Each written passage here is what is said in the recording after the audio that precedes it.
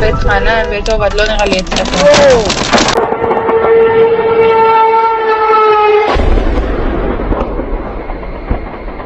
Pagi yang tenang di Tel Aviv berubah menjadi mimpi buruk. Gedung yang menjadi otak operasi militer Israel hancur dalam sekejap. Bukan karena bom dari udara, tapi oleh serangan tanpa wajah, tanpa suara. Siapa yang berada di baliknya? Apa yang sebenarnya terjadi?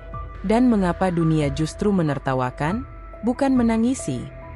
Inilah kisah kehancuran yang membuat dunia terdiam, dan Palestina untuk pertama kalinya bisa tersenyum tanpa harus melawan. Langit Tel Aviv yang semula cerah mendadak dipenuhi asap tebal dan serpihan puing yang berterbangan ke segala arah. Sebuah ledakan dahsyat mengguncang pusat kota, tepat di kawasan yang dikenal paling ketat penjagaannya, Gedung Kementerian Pertahanan Israel. Suara ledakan begitu menggelegar, membuat kaca-kaca gedung pencakar langit pecah berhamburan. Warga sekitar berhamburan keluar rumah, sebagian menangis panik, sementara lalu lintas berubah menjadi kekacauan total. Gedung yang dikenal sebagai simbol kekuatan militer Israel itu roboh sebagian. Satu sisi bangunan runtuh, menyisakan kerangka baja yang terpuntir dan dinding hangus.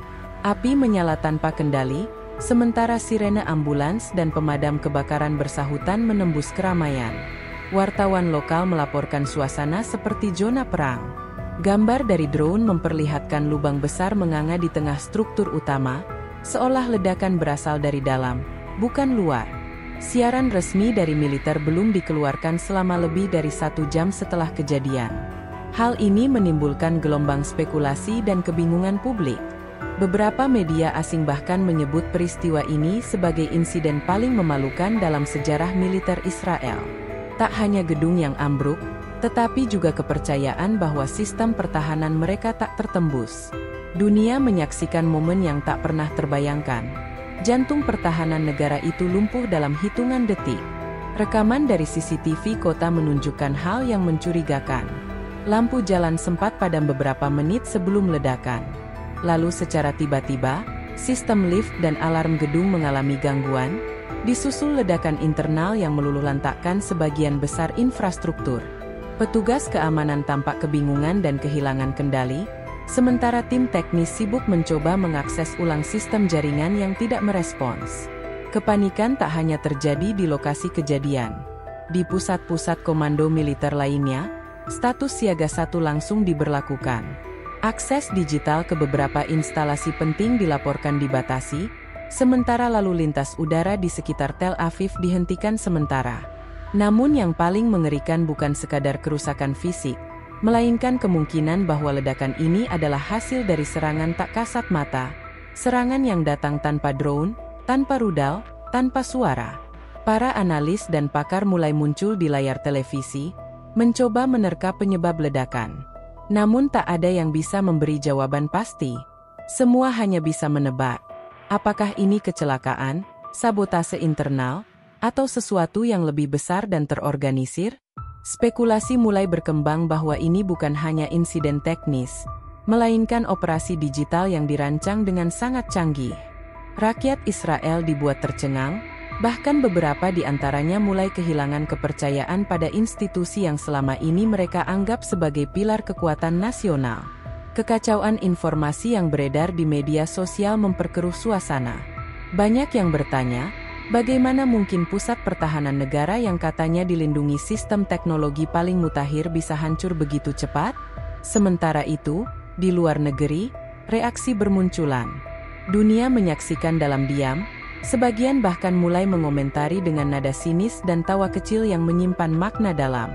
Belum ada kepastian siapa yang bertanggung jawab, tapi dunia tahu satu hal. Israel baru saja mengalami pukulan memalukan yang tercatat dalam sejarahnya sendiri.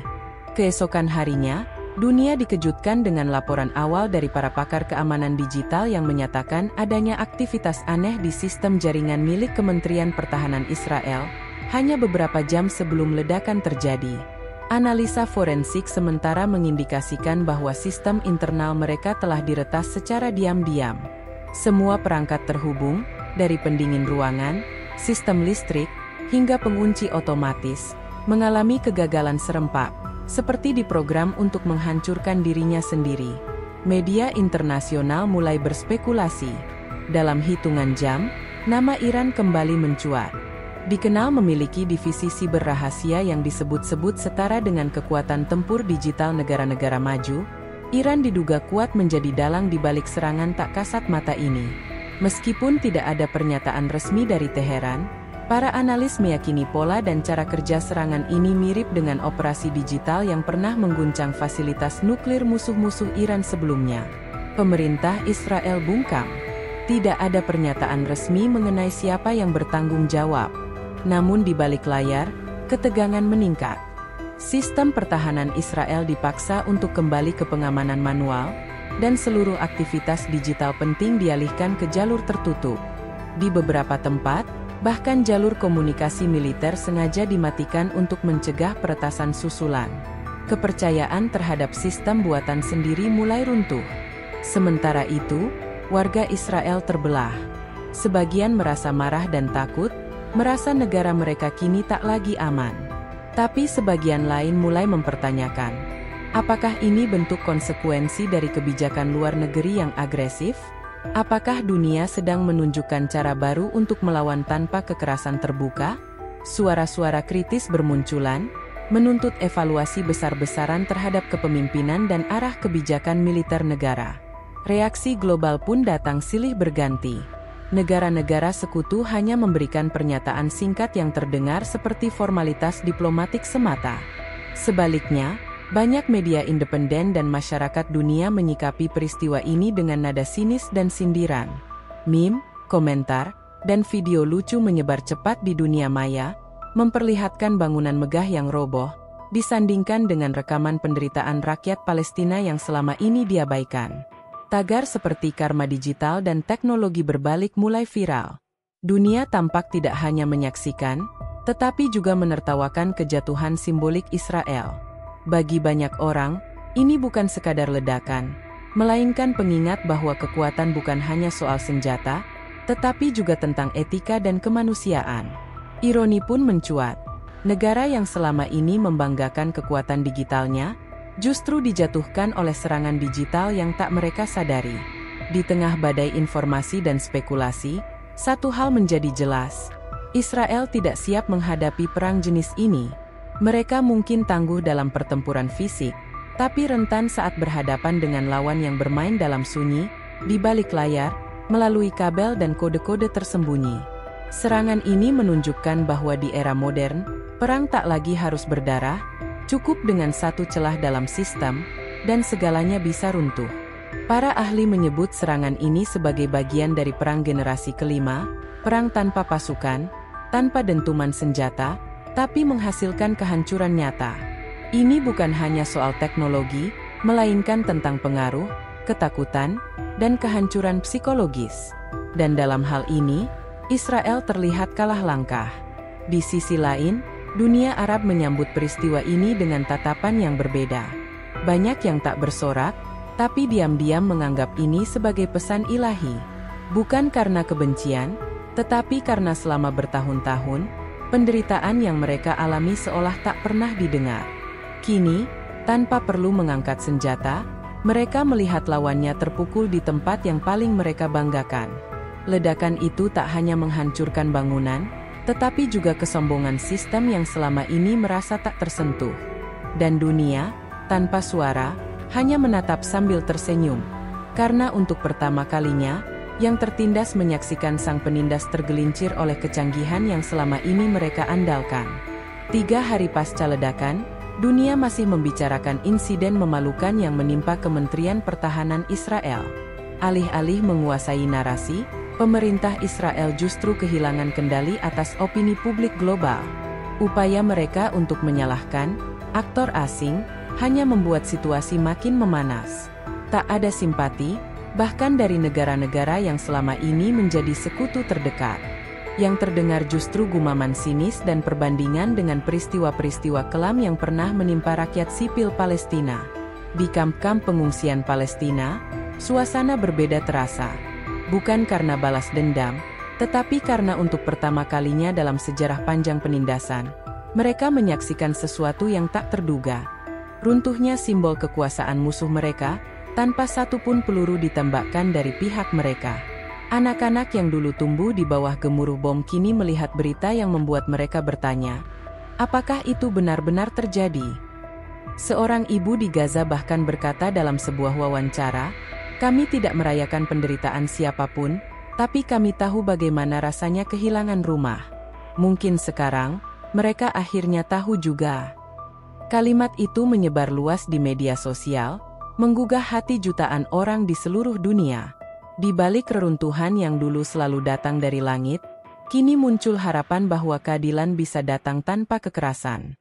Meme dan video sindiran terus bermunculan. Gedung pertahanan yang runtuh dijadikan simbol kesombongan yang dihantam oleh karma digital. Bahkan beberapa kanal berita satir menyebut peristiwa ini sebagai skenario terbaik yang ditulis tanpa senjata. Dunia menertawakan, bukan karena kebencian, tetapi karena ironi. Negara yang selalu membanggakan pertahanannya kini justru jatuh oleh kecanggihan yang mereka abaikan.